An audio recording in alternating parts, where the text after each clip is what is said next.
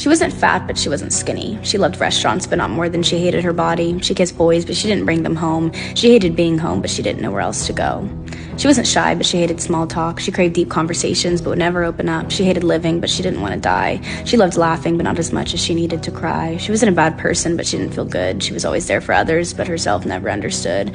She was always writing, and everyone read, but no one listened. She was both the life of the party and the loneliest in the room. She was always performing, but she hated the crowd. She was always quiet, but her thoughts far too loud. She wasn't a rule follower, but she wasn't brave. She was always praying for others, but never for herself.